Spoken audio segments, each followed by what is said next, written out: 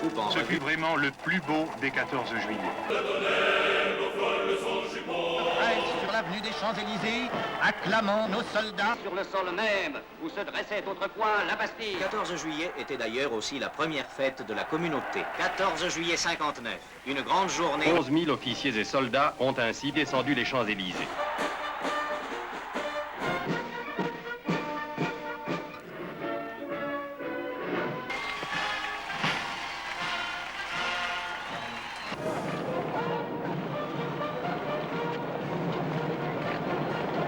Foule énorme sur les Champs-Élysées et il y a une ambiance magique qui fait vraiment chaud au cœur.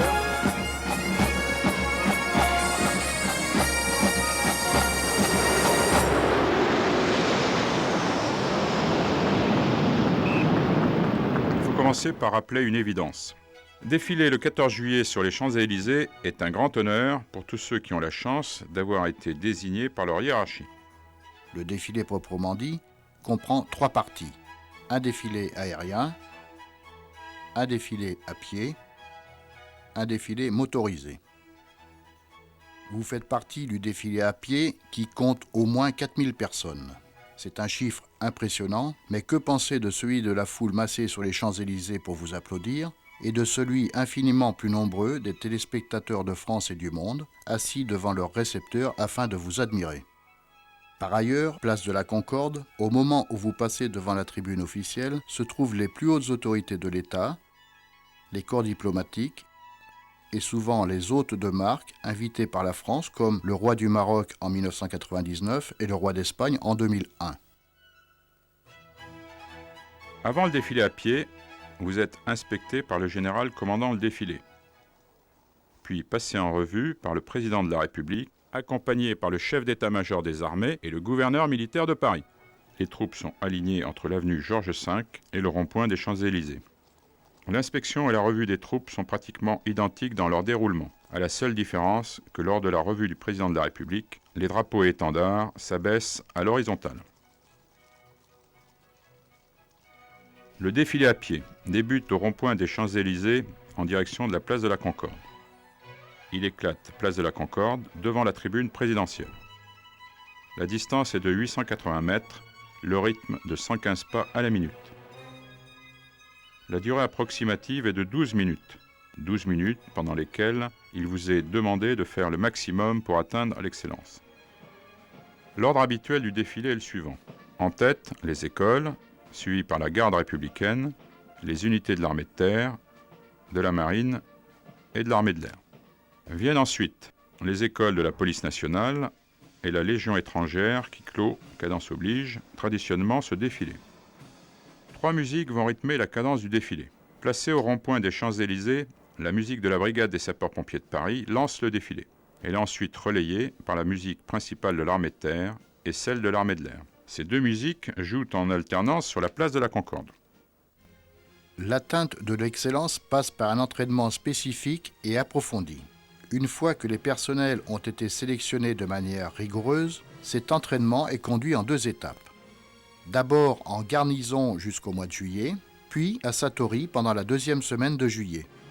En garnison, un certain nombre de savoir-faire de base doivent être acquis et assimilés. Pour les mouvements de pied ferme, lors des revues, les têtes sont relevées, le regard suit l'autorité des yeux sans bouger la tête. Au présenter arme, la main gauche saisit l'extrémité du fût du FAMAS, le pouce entre l'arme et le corps, les doigts sont joints et tendus. Les doigts sont joints et tendus.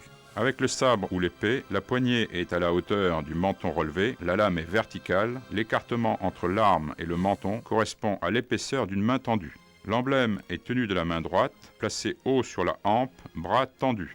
Les saluts sont réglementaires. Avec la main, à hauteur de la coiffure, le pouce est joint aux autres doigts, le poignet n'est pas cassé. Avec le sabre ou l'épée, le bras se détend verticalement, puis il descend lentement vers le sol en faisant un axe de 45 degrés par rapport à l'axe du corps et en conservant un espace de 30 cm avec le sol. La simultanéité du mouvement est recherchée entre chef de corps, commandant de compagnie et chef de section, placés à proximité les uns des autres. Pour les déplacements pendant les défilés, la cadence d'ensemble doit être parfaite. On attaque le sol du talon. Un effort particulier est consenti aux alignements dans les colonnes et dans les rangs. Les bras sont balancés jusqu'à hauteur d'épaule. L'ensemble bras, avant-bras et mains est tendu. Le mouvement du bras est naturel, avec un léger temps de ressort vers l'arrière. À cet égard, l'image que doit laisser le dernier rang d'une troupe est conditionnée par la réussite de ce mouvement. Les famas sont maintenus fermement contre le corps. Les fourreaux sont tenus et alignés. De l'entraînement en garnison, il faut retenir qu'il doit garantir l'assimilation des savoir-faire individuels et collectifs fondamentaux, de façon à consacrer les répétitions de Satori aux particularités propres à la cérémonie du 14 juillet à Paris. En complément de l'entraînement en garnison et pour parvenir à une présentation d'ensemble harmonieuse des troupes composant le défilé, 2 entraînements partiels et une répétition générale se déroulent à Versailles-Satori sur les pistes d'essai de Giat Industries. Ce site possède des caractéristiques voisines de celles de l'avenue des Champs-Élysées. Il autorise une organisation rationnelle des répétitions. En particulier, l'axe rectiligne, long de 600 mètres, se sépare à son extrémité en 2 tronçons. Il restitue correctement le défilé et l'éclatement devant les tribunes. Par ailleurs, l'itinéraire en boucle permet de répéter le dispositif de revue. Il facilite le repositionnement des unités pour un nouveau passage. Les marquages au sol sont reproduits à l'identique des Champs-Élysées. Les répétitions à Satori ont pour but d'obtenir la cohésion d'ensemble des troupes pendant les revues et pendant le défilé, de faire observer les distances entre formation, chef de corps, garde aux emblèmes, commandant de compagnie, chef de section et premier rang des unités, de régler les modalités de salut des emblèmes et des cadres pendant les revues et le défilé. Les répétitions partielles ont lieu les 10 et 11 juillet par demi-journée pour chacune des 2 moitiés du dispositif à pied. Le 12 juillet matin se déroule la répétition générale de l'ensemble des troupes en présence du général-gouverneur militaire de Paris. La chronologie d'une demi-journée est la suivante. Mise en place sur l'axe de revue, inspection du général adjoint territorial, revue du président de la République, conversion pour prise du dispositif du défilé, exercice de défilé avec éclatement devant les tribunes, critique vidéo de l'exercice pour les cadres, 2e exercice, et éventuellement un 3e si nécessaire. Au cours des revues, veillez tout particulièrement à l'alignement dans les colonnes, au port des têtes, à la verticalité des sabres et à l'alignement des fourreaux, à la position des famas, Attention pour saluer. à la synchronisation des saluts.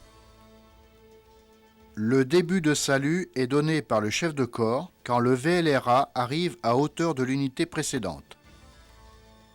Le chef de corps commande la fin de salut quand le VLRA arrive à hauteur de l'emblème de l'unité suivante. Point particulier. Lors du passage du président de la République, les emblèmes s'inclinent à l'horizontale. La hampe remontant le long de la hanche gauche, le bras droit est tendu. Sur les Champs-Élysées, le début de salut au président s'exécute au passage de l'étendard du régiment de cavalerie. Le salut se termine après le passage du dernier rang des cavaliers. Dès la fin de la revue présidentielle, à l'initiative des chefs de corps, les unités exécutent leur conversion. Les troupes se déplacent vers l'avant dans les repères, puis effectuent un quart de tour à droite. Les chefs de corps et leurs emblèmes se mettent en place en passant par la droite de leurs troupes. Les commandants d'unité et les chefs de section rejoignent leur place en passant par la gauche. Puis, les formations se dirigent vers la base de départ en conservant un intervalle de 15 mètres entre chaque formation, l'école polytechnique étant la première formation. Le top du défilé est donné à la première formation. Les autres unités démarrent à l'imitation. Les intervalles de défilé doivent être atteints dans les 100 mètres après le démarrage. Voici les distances qui sont respectées. Entre la formation précédente et le chef de corps suivant, 50 mètres. Entre le chef de corps et son emblème, 6 mètres. Entre l'emblème et les commandants d'unité, 6 mètres. Entre les commandants d'unité et les chefs de section, 3 mètres. Entre les chefs de section et le premier rang, 3 mètres. Entre le dernier rang du premier peloton et les chefs de section du deuxième peloton, 3 mètres. Point particulier. Les personnels du premier rang des unités ont pour mission de guider les chefs de section afin qu'ils soient bien positionnés. En arrivant devant les tribunes, 2 actions délicates doivent retenir toute votre attention. Les saluts et l'éclatement. Pour faciliter la synchronisation des saluts, 4 lignes rouges sont peintes sur le sol. La ligne de port du sabre, la ligne de début du salut du sabre, la ligne de salut qui est aussi la ligne d'éclatement, la ligne de fin de salut commune au sabre et au PA. Les chefs de corps et les emblèmes saluent simultanément. Il en est de même pour les commandants d'unité et les chefs de section.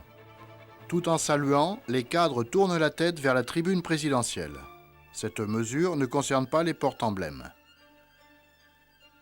Lors de l'éclatement, l'alignement dans les colonnes est primordial. Chaque rang ne débute son virage qu'après avoir atteint la ligne d'éclatement. Les colonnes situées aux extrêmes suivent les pointillés en main courante.